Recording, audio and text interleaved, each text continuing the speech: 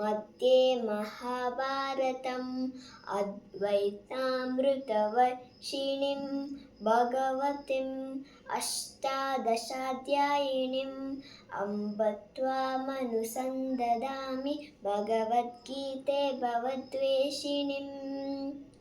नमोऽस्तु ते व्यासविशालबुद्धे पुल्लारविन्दायतपत्रनेत्र येन त्वया भारततैलपूर्णः प्रज्वालितो ज्ञानमयप्रदीपः। प्रपन्नपारिजाताय स्तोत्रवेत्रैकपाणये ज्ञानमुद्राय कृष्णाय गीतामृतदुहे नमः।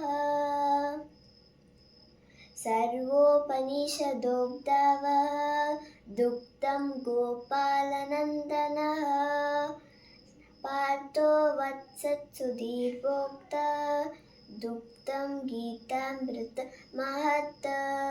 ಧನ್ಯವಾದಗಳು.